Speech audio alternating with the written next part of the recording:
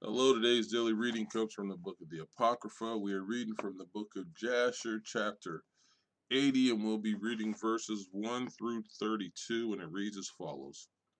And at the end of 2 years, the Lord again sent Moses to Pharaoh to bring out the children of Israel and to send them out of the land of Egypt. And Moses went and came to the house of Pharaoh, and he spoke to him the words of the Lord who had sent him. But Pharaoh would not hearken to the voice of the Lord. The God roused his might in Egypt upon Pharaoh and his subjects, and God smote Pharaoh and his people with very great and sore plagues. And the Lord sent by the hand of Aaron and turned all the waters of Egypt into blood, with all their streams and rivers. And when an Egyptian came to drink and draw water, he looked into his pitcher, and behold, all the water was turned into blood. And when he came to drink from his cup, the water in the cup became blood. And when a woman kneaded her dough and cooked her victuals, their appearance were turned to that of blood.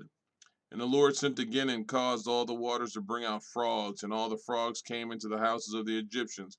And when the Egyptians drank, their bellies were filled with frogs, and they danced in their bellies as they danced when in the river. And all their drinking water and cooking water turned to frogs. Also, when they lay in their beds, their perspiration bred frogs. Notwithstanding all this, the anger of the Lord did not turn from them, and his hand was stretched out against all the Egyptians to smite them with every heavy plague. And he sent and smote their dust to lice. And the lice became in Egypt to the height of 2 cubits upon the earth.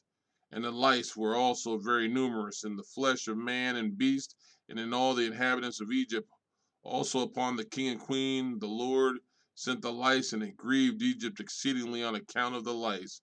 Notwithstanding this, the anger of the Lord did not turn away, and his hand was still stretched out over Egypt.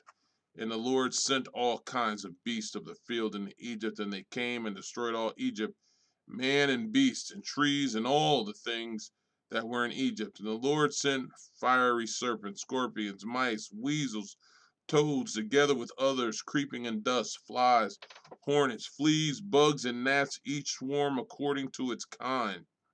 And all reptiles and winged animals according to their kind came to Egypt and grieved the Egyptians exceedingly. And the fleas and flies came into the eyes and ears of the Egyptians, and the hornets came upon them and drove them away, and they were moved from it into their inner rooms, and it pursued them. And when the Egyptians hid themselves on account of the swarm of animals, they locked their doors after them, and God ordered the Sulanuth, which was in the sea, to come up and go into Egypt. And she had long arms, 10 cubits in length, of the cubit of a man. And she went upon the roofs and uncovered the raftering and flooring and cut them, and stretched out her arm into the house and removed the lock and the bolt and opened the houses of Egypt.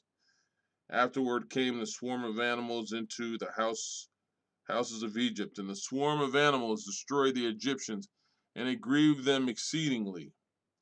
Notwithstanding this, the anger of the Lord did not turn away from the Egyptians, and his hand was yet stretched out against them.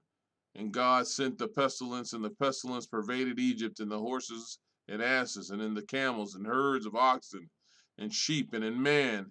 And when the Egyptians rose up early in the morning to take their cattle to pasture, they found all their cattle dead. And there remained of the cattle of the Egyptians only 1 in 10, and of the cattle belonging to Israel and Goshen not one died. And God sent a burning inflammation in the flesh of the Egyptians, which burst their skins, and it became severe itch in all the Egyptians, from the soles of their feet to the crowns of their heads. And many boils were in their flesh, and their flesh wasted away until they became rotten and putrid. Notwithstanding this, the anger of the Lord did not turn away, and his hand was still stretched out over all Egypt. And the Lord sent a very heavy hail, which smote their vines, that they fell upon them. Also, every green herb became dry and perished, for a mingling fire descended amidst the hail. Therefore, the hail and the fire consumed all things.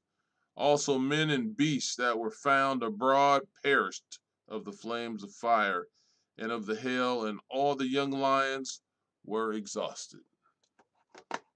Amen.